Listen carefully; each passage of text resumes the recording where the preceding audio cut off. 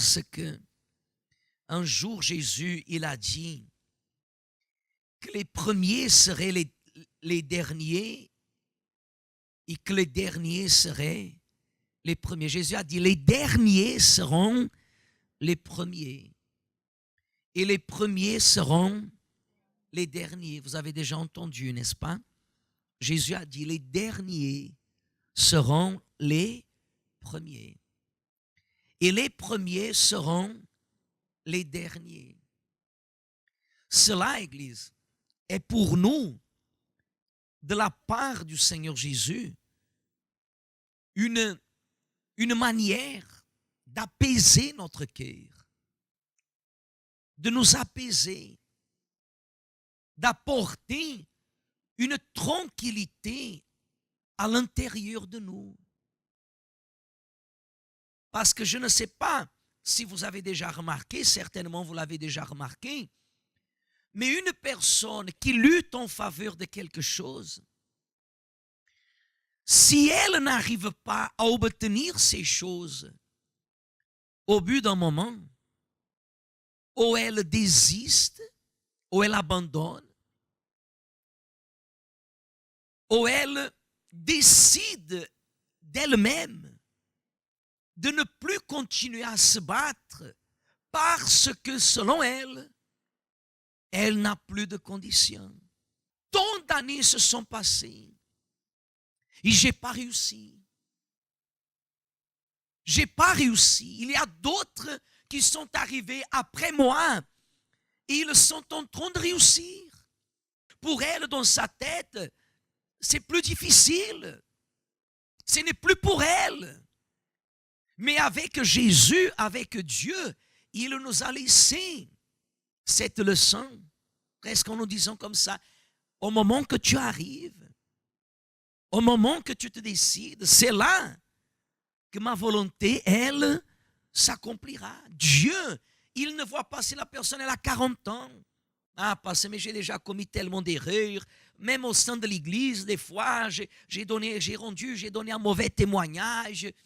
Est-ce que c'est possible que je puisse servir Dieu? Pour servir Dieu, il faut que la personne, elle ait l'appel. Et l'appel ne vient pas des hommes. L'appel vient de qui? De Dieu. Dieu ne considère pas le passé de la personne. Dieu considère la disposition de la personne.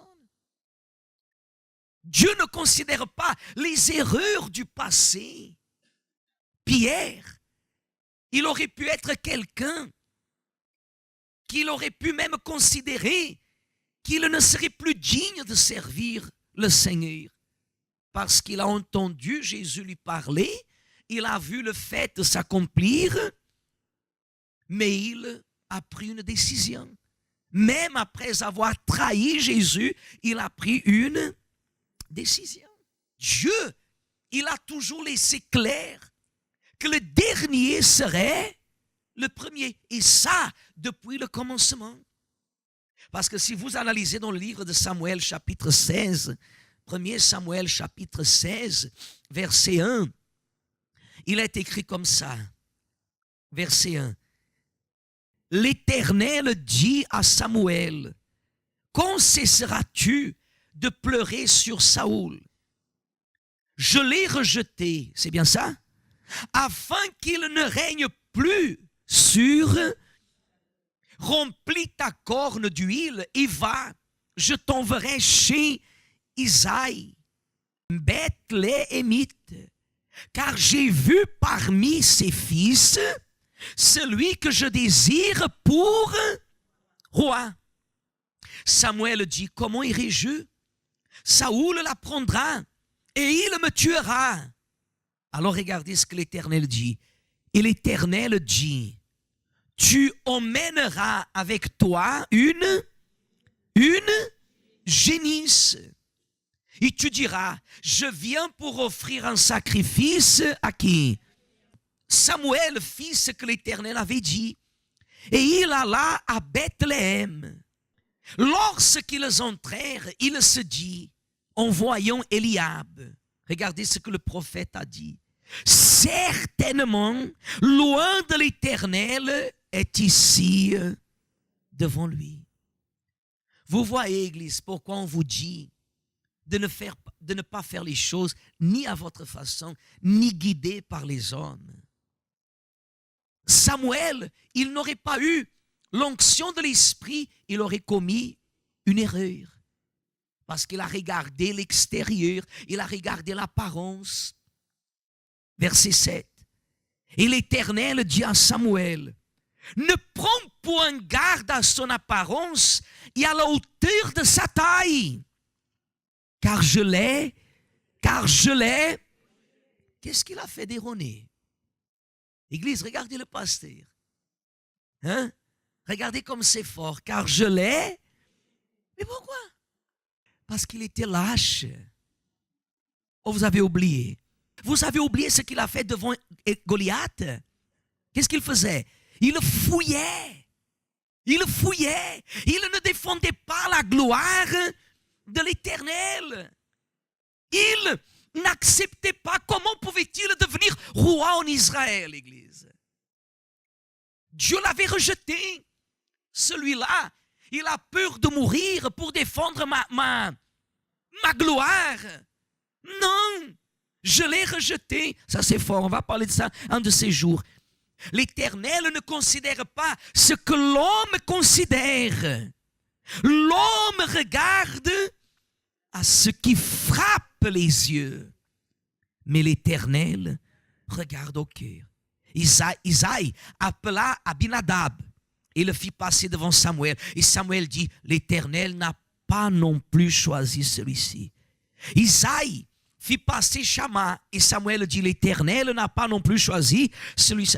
Isaïe fit passer ses 7 fils devant Samuel et Samuel dit à Isaïe, si c'est comme ça qu'on dit, l'Éternel n'a choisi aucun d'eux. Puis Samuel dit à Isaïe, sont ceux-là tous tes fils? Et il répondit, il reste encore le plus jeune, mais il fait paître les brebis. Alors Samuel dit à Isaïe, envoie-le-moi chercher, car nous ne nous placerons pas avant qu'il ne soit venu ici. Isaïe l'envoya chercher. Or, il était blanc avec des beaux yeux, une belle figure. L'Éternel dit à Samuel, lève-toi, oins-le, car c'est lui. Et Samuel prit la corne d'huile, éloignit au milieu de ses frères. Et l'Esprit de l'Éternel saisit David.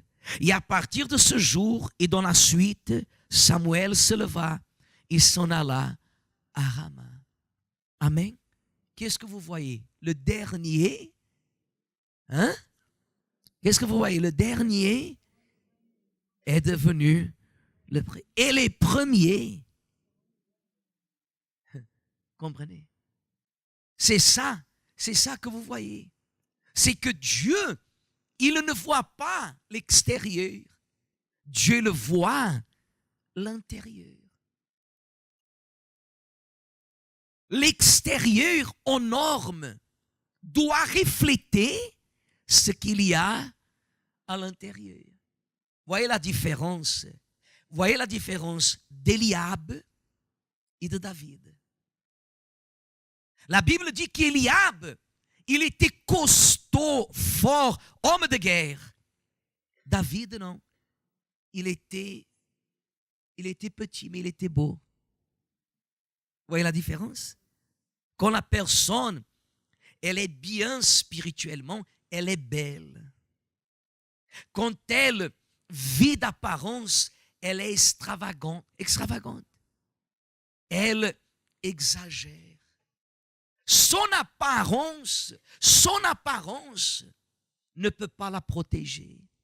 Celui qui avait toutes les conditions physiques, il est resté en dernier. Et celui qui n'avait pas les aptitudes pour la guerre, il a été mis en premier. Il n'avait pas de conditions physiques. mais il avait ce que Dieu cherchait. Il avait un caractère spirituel. Et quand la personne, à l'intérieur, elle est, à l'extérieur, elle reflète la beauté de l'Éternel. C'est cette beauté qui est spirituelle. C'est cette beauté qui est spirituelle, qui nous est donnée au moment que nous recevons l'onction de l'Esprit de l'Éternel. Quand votre vie, elle est le sanctuaire du Saint-Esprit, Église, et vous le cherchez, votre vie ne pourra plus jamais être pareille. Plus jamais. Et je ne parle pas des problèmes, parce que je vais vous dire une chose. Quand la personne reçoit le Saint-Esprit, apprêtez-vous. Apprêtez-vous, je peux dire comme ça, parce que les problèmes ne vont pas doubler. Ils ne vont pas doubler. Ils vont quadrupler. Aujourd'hui, la personne, un petit rien du tout, elle boude.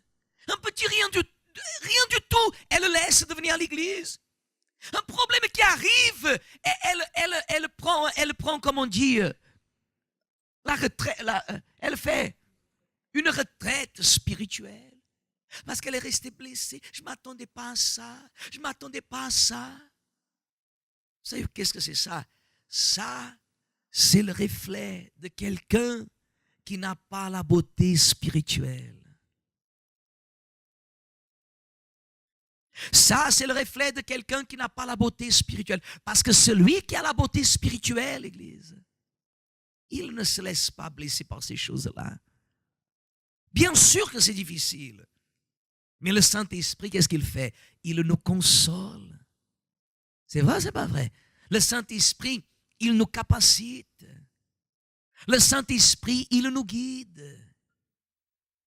Ou vous pensez que en moi, il n'y a pas d'orgueil? Hein? Bien sûr qu'il y a l'orgueil. Mais qui me capacite à anéantir mon orgueil? Qui? Le Saint-Esprit. Le Saint-Esprit, il vient dire tais-toi et je me tais. Le Saint-Esprit vient, ne fais pas ça et je le fais. Mais il me donne le libre arbitre. Ne dis pas ça. Ah, mais elle va entendre. Le Saint-Esprit dit ne dis pas ça. Elle va, laisse qu'elle s'approche. Le Saint-Esprit ne dit pas ça. Il y a un combat.